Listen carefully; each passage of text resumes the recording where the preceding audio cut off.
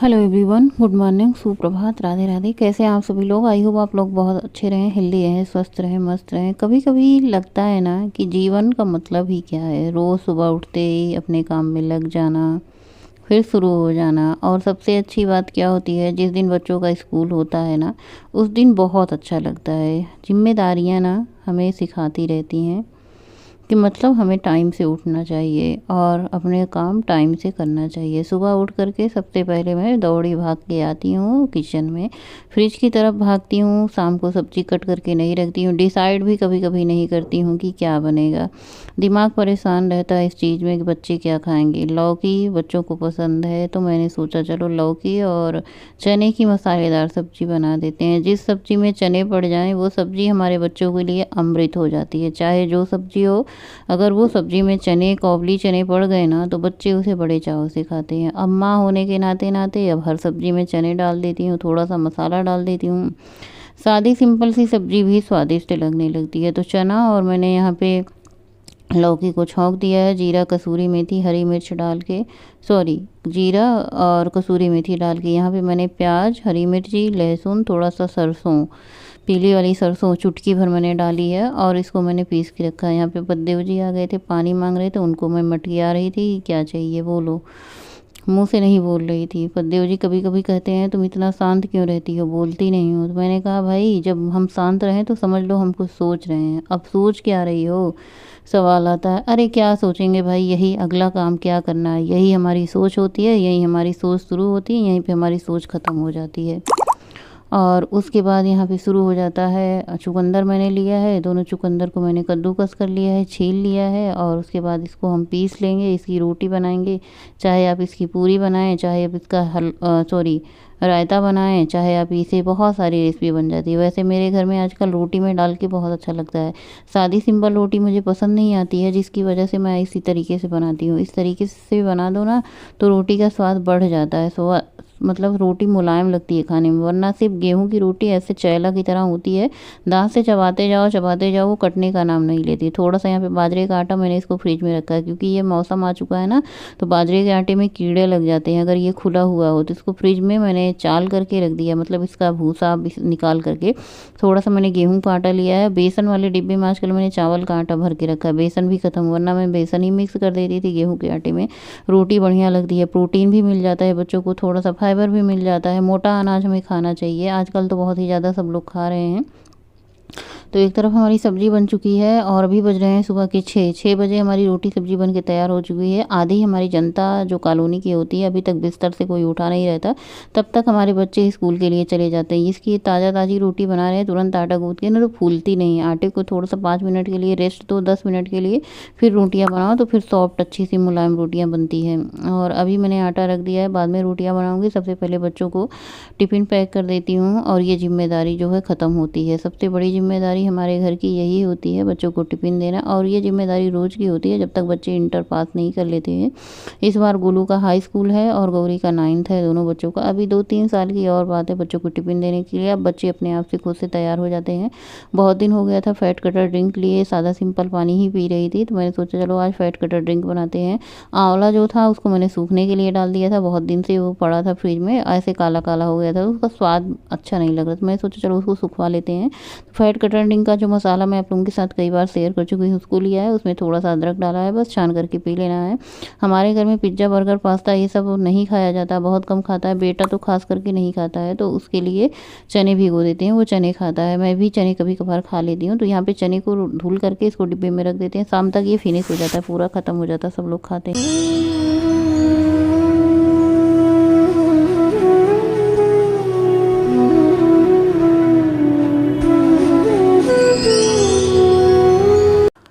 और स्नान ध्यान घर की साफ़ सफाई करने के बाद फिर से मैं किचन में आ गई। नाश्ता करने से पहले मैंने सोचा चलो भाई आलू उबलने की रख देते हैं। आज बैगन का चोखा बनाएंगे, जो कि मेरे घर में सबको बहुत पसंद होता है। बैगन का चोखा मुझे भी बहुत पसंद है, खाती भी हूँ, लेकिन आजकल डाइट की वजह से, वज़न ज़्यादा बढ़ जाए इसकी वजह से थोड़ा सा कंट्रोल करके चलती हूँ।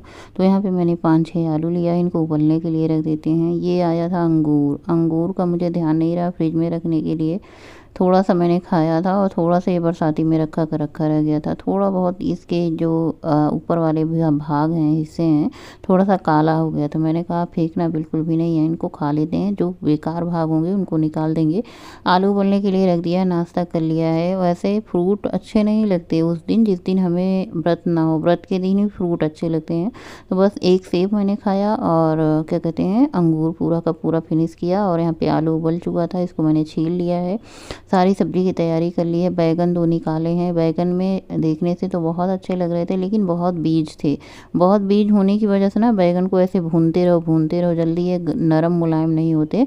और ये जो बैगन मुलायम होते हैं, बीज नहीं होते, उनका ही चोखा बहुत अच्छा होता है। जब तक हमारा बैगन भून रहा है, तब तक यहाँ पे दाल बनाने की तैयारी कर रहे हैं। मिर्ची, लहसुन, एक प्याज मैंने लिया है, इनको चॉपर में डाल के चॉप किया, बारीक बारीक हो गए हैं। एक टमाटर लिया है। टमाटर भी जो इकट्ठा लाते हैं ना, उसमें से छांटने नहीं देते हैं।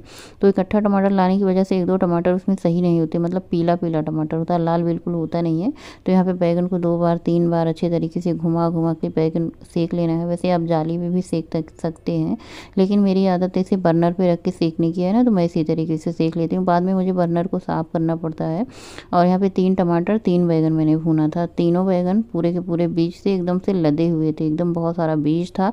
बैगन को छीला, उनका सारा बीज ये देखिए मैंने निकाला। बीज अगर डाल देते ना तो बिल्कुल चोखा अच्छा नहीं होता। जो नरम नरम थोड़े से मुलायम वाले बीज थे उनको मैंने रखा है। बाकी जो हार्ड थे और जो बैगन के बीज थोड़े से पके थे, नहीं कच्चे थे ना, उनको मैंने निकाल दिया है। तो बैगन का चोखा भी बनाएंगे नहीं। बैगन का चोखा जब खूब गीला गीला बैगन और टमाटर ज़्यादा रहता है, आलू कम, तब अच्छा होता है। मैश करके रख दिया है। अभी दोपहर के जब बच्चे आएंगे तब मैं बैगन को चोखा को भूनूंगी। उसके पहले मैं दाल रख देती हूँ पकने के लिए। दाल मैं इसी तरीके से बनाती हूँ, चाहे छौंक करके बनाऊँ चाहे नहीं। कभी कभी मैं सोचती हूँ ना, जैसे पहले तरीके से दाल बनाई जाती थी, दाल का झाग निकाल के उस तरीके से बनाऊँ। क्योंकि मेरी एड़ियों में थोड़ा थोड़ा दर्द हो रहा था, तो मुझे ऐसा लगता है कि यूरिक एसिड बढ़ने की वजह से, दाल इस तरीके से बनाने की वजह से दर्द हो रहा है। तो यहाँ पर मैंने प्याज, टमाटर, अदरक, लहसुन, हरी मिर्ची, अदरक सब कुछ डाल दिया। थोड़ा सा हींग डाल देंगे मसाले में। आधा पिंच इसमें मैं हींग डाला है और स्वादानुसार नमक डाला है। मसाले में हल्दी मसाला, सब्जी मसाला, किचन किंग मसाला, चाहे तो आप मीट मसाला भी अपने किचन में शामिल कर सकते हैं। हमारे जो मसाले होते हैं, सब्जी मसाला, सब सारा का सारा गोल्डी का होता है। जो भी मैं मसाले यूज करती हूँ, गोल्डी का मसाला बहुत बहुत अच्छा होता है। मैं बहुत सालों से गोल्डी का मसाला यूज करती हूँ, खाने में बहुत स्वादिष्ट होता है। सब्जी दाल की एकदम से मतलब स्वादिष्ट बना देता है गोल्डी मसाला। मैं इस बार शेयर करूँगी ग्रोसरी का सामान की क्या क्या आता है हमारे ग्रोसरी में आप लोगों के साथ। देखिए मैं इसलिए नहीं शेयर करती हूँ, लोग कहते हैं दिखावे के नाते, वैसे बहुत सारे यूट्यूबर शेयर करते हैं ग्रोसरी का सामान वगैरह, लेकिन मैं नहीं शेयर करती हूँ। मैं ज़्यादातर किचन के ही काम शेयर करना चाहती हूँ, ताकि आप लोगों को कुछ सीख सकें हमसे। और अपने डाइट वाली चीज़ें मैं शेयर करती हूँ, वॉक पे जाती हूँ वो शेयर कर देती हूँ। बाकी घर में क्या आता है क्या नहीं आता है, ग्रोसरी का सामान, कपड़े वगैरह, श्रृंगार के सामान, या फिर मैंने क्या लगवाया क्या नहीं, ये सारी चीज़ें मैं मतलब दिखावा नहीं करना चाहती कि हमारे पास क्या है क्या नहीं। क्या मतलब लोगों के पास बहुत ज़्यादा रहता तो भी दिखाते हैं, और लोगों के पास नहीं रहता तो भी नहीं दिखाते, दोनों रीज़न है। तो हम ये कहेंगे हमारे पास ना कुछ ज़्यादा है ना कुछ कम है, बस जीवन यापन के लिए सारी चीज़ें हैं, बस इतना ही है। तो इसमें दिखाने की कोई ज़रूरत नहीं होती कि हमारे पास ये है।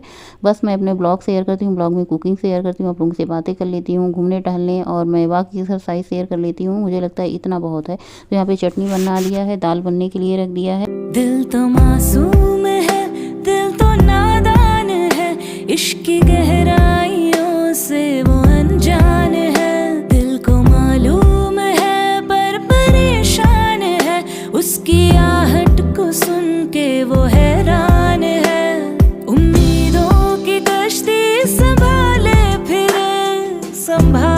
फिरे, सोच कर जिनके बारे में बेहाल है, वो परेशान था और परेशान है। और बर्तन की साफ़ सफाई के बाद मैंने किचन भी साफ़ कर दिया था। ये सारे जो बर्तन निकले थे ना, जो मैं खाना वाना बनाने की तैयारी कर रही थी, उसी के सारे बर्तन थे। दाल भी बन चुका, चटनी बन चुकी है, चोखे की तैयारी करके मैंने रख दिया। चावल भी मैं रख दूँगी, अभी सीटी नहीं लगाऊंगी, थोड़ी देर में लगाऊंगी जब बच्चों के स्कूल के आने का टाइम हो। खाना मैं लेट ही बनाती हूँ, दोपहर का ये लंच सब लोग बच्चे आने के बाद ही खाते हैं। मैं भी दोपहर के बच्चे खा लेते हैं, उसके बाद ही खाती हूँ, तो कोई जल्दबाजी नहीं रहती। लेकिन ये होता है ना कि तैयारी किए रहो, तैयारी के बिना कैसे काम होगा।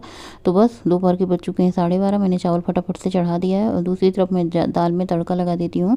अच्छा, जो बीच का टाइम बचता है वो आप लोगों को सोचते होंगे कहाँ मैं जाती हूँ, क्या करती हूँ। उस बीच के टाइम में जो मैं वीडियो बनाए रहती हूँ उनकी एडिटिंग करने लगती हूँ, या फिर कभी कभार बात करने का मन हुआ किसी से बात करने लग जाती हूँ। मौसी, नानी, अम्मा, चाची, बुआ, इन सब से, सॉरी बुआ से तो नहीं, मेरी ज़्यादातर बातें होती हैं मौसी, मामी और अम्मा, 3 लोगों से बातें होती हैं। बाकी कभी कभार ससुराल में फ़ोन आ जाता है शाम के टाइम। ससुराल में मैं ऐसे जब किसी को फुर्सत होता है खुद फ़ोन करके बात करता है तो कर लेती हूँ। देखिए, हमें तो हमेशा सबसे बात करने के लिए फुर्सत रहती ही रहती है, लेकिन हमें तो हमेशा दूसरों का इंतज़ार करना पड़ता है। मुझे होता है ना कि कोई अपनी फुर्सत से हमें याद करे तो वो ज़्यादा ठीक लगता है। बाकी सबको ये लगता ही होगा कि मैं फ़ोन नहीं करती हूँ, लेकिन क्या है ना कि इतने सारे काम होते हैं, बहुत कम टाइम मिल पाता है। बहुत कम टाइम में जितने लोगों को कवर कर पाती हूँ फ़ोन से बतियाने की कोशिश करती हूँ।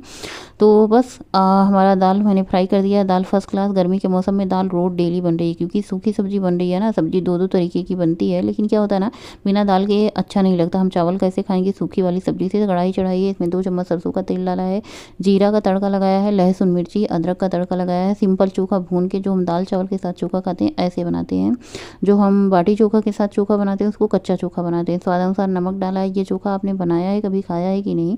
ये वाला चोखा आप बनाओ और इस तरीके से छौंक मार के दाल बनाओ। उसके बाद दाल चावल और चोखा चटनी, तो भी भाई इतना मतलब ज़बरदस्त कॉम्बिनेशन हो जाता है, इतना अच्छा लगता है ना कि खाने वाला भी एकदम तृप्त हो जाता है। बनाने वाले को जो सुख मिलता है ना, वो सिर्फ बनाने वाले खाने वाले 2 ही लोग जान पाएंगे, बाकी तो बहुत कम। और यहाँ पे मैंने सुबह चने और उसकी सब्ज़ी बनाई थी, लौकी की, आप लोगों के साथ शेयर किया था। दोपहर में दाल बनाया था, चोखा बनाया था, चटनी बनाई थी, खीरे में सलाद है, चुकंदर की रोटी जो कि मैंने सुबह ही बनाई थी। चुकंदर की रोटी, गाजर की रोटी, मोटे अनाज की रोटी बहुत अच्छी लगती है। मोटा अनाज हमें खाना चाहिए, बहुत हेल्दी होता है, हमें स्वस्थ रखता है। पहले के ज़माने में लोग ना मोटा अनाज खाते थे, अब फिर नया चलन शुरू हुआ है, सब लोग मोटा अनाज खाते हैं। चटनी इतनी बढ़िया बनी थी, धनिया, पुदीना, जीरा, आम की पूछो मत। चटनी के चटकारे ले के खाने का आनंद ही अलग है। 2 रोटी खाई है। आज मैं चावल को करूँगी स्किप, क्योंकि मैंने चोखा लिया है। आलू भी थोड़ा सा ज़्यादा ही होता है ना वज़न बढ़ाने के लिए। कहते हैं ना कि अगर आप जल्दी वज़न कम करना चाहते हैं ना तो रोटी चावल को स्किप कर दो, लेकिन अगर हम रोटी चावल को स्किप कर देंगे तो खाएंगे क्या? फिर चटनी चाटें, सलाद खाएं, सब्जी खा लें, दाल पी लें, बस यही हो सकता है। और रोटी चावल क्या होता है ना कि हम एक रोटी थोड़ा सा चावल शामिल कर सकते हैं, या फिर हमें पूरी तरीके से व्रत ही रह लेना चाहिए। खाना खाने के बाद, बच्चों के आने के बाद थोड़ी सी इत्मीनान होती है, बर्तन धुलने का काम होता है, बच्चों के साथ थोड़ी सी बैठक होती है, गप्पे होते हैं, सोना होता है, नींद आ गई तो, नहीं तो फिर वो मोबाइल देखा जाता है, या फिर बच्चों से बात होती है, बच्चे अपना पढ़ाई लिखाई करते हैं या फिर सोते हैं। 5 बजे पद्देव आते हैं, उनको चाय बना के देती हूँ। इन सब के बीच का टाइम जो मैं बता रही हूँ, अभी ये 6 बज रहे हैं, 6 बजे शाम को टहलने चली जाती हूँ। उसके बाद दूध लेके आती हूँ, फिर रात की डिनर की तैयारी करती हूँ। मौसम आजकल गजब का है भाई, टहलने का भी दुगना आनंद है। और मैं कैसी लग रही हूँ? कभी कभी मैं बहुत ज़्यादा सुंदर लगती हूँ, कभी कभी मैं बिल्कुल अच्छी नहीं लगती हूँ। वो बात होती है ना, कभी कभी हम ऐसे बने ही रहते हैं कि हम बिल्कुल अच्छे नहीं लगते। और टहल के जो आनंद, जो सुकून मिल रहा है, मैं क्या ही बताऊँ। आज अकेली वॉक पे निकल चुकी हूँ, सखी सहेली पहले ही निकल चुकी। मैं लेट हो जाती हूँ चाय वाय बनाने के चक्कर में, घर से निकलने के चक्कर में। सब लोग पूछती हैं तुम करती क्या हो? मैंने कहा भाई मुझे इतना काम रहता है कि बाहर निकलने का भी वक्त नहीं मिलता। बड़ी मुश्किल से वक्त निकाल के खुद के लिए आती हूँ। दूध लेके आए हैं, उसको छान करके चढ़ा देंगे गर्म होने के लिए। आज आम आया था थोड़ा सा कच्चा, तो मैंने सोचा चलो उसको मीठी चटनी बना देते हैं, जो कि बेटी को बहुत पसंद है। बहुत 1 चम्मच क्या आधा चम्मच मैंने सरसों का तेल डाला है, इसमें थोड़ा सा पंचफोड़न डाला है, सूखी लाल मिर्च डाली है। और ये आम इतना बढ़िया स्वादिष्ट था कि क्या ही बताएं। पद्देव जी लाए थे आम, और मैंने सोचा मीठी चटनी बना देते हैं, जो कि गोलू को सबसे ज़्यादा पसंद है। और कोई मीठी चटनी मेरे घर में नहीं खाता, सिर्फ गोलू को लिए बनती है, गोलू को बहुत पसंद है। मैंने सोचा चलो भाई बेटे को इतनी पसंद है तो चटनी बना देते हैं। आम डाल करके भून करके इसको ढक दिया है थोड़ी देर। उसके बाद खोल के मैंने एक बार फिर चलाया है। थोड़ा सा इसमें मैंने नमक डाला था आम गलने के लिए, थोड़ा सा ही इसमें पानी डालेंगे। और गुड़ क्या, मैंने डिब्बे में जो चूरा गुड़ रखा था, जिसका यूज मुझे नहीं लग रहा था कहीं पे होगा, उसका चूरा मैंने इसमें डाल दिया है। और गुड़ इतना काला था ना कि क्या ही बताएं। बस गुड़ डाल के इसको ढक देना है, थोड़ी देर में इसको चलाते रहना है। और देखिए चटनी गाढ़ी बन करके तैयार है। पानी आप इसमें थोड़ा डालें, बहुत ज़्यादा पानी डालेंगे ना बहुत ज़्यादा जलाना पड़ेगा। बस चटनी बन के तैयार है। कांच के जार में रख के फ्रिज में रख दे, 8 से 10 दिन के लिए चलेगा। और इसी के साथ आज का ब्लॉग एंड करेंगे। अगर वीडियो आप लोगों को अच्छी लगती है तो भाई आप लोग लाइक कर दीजिए करें, बड़ी कंजूसी करते हैं लाइक कमेंट करने में। शुभ रात्रि।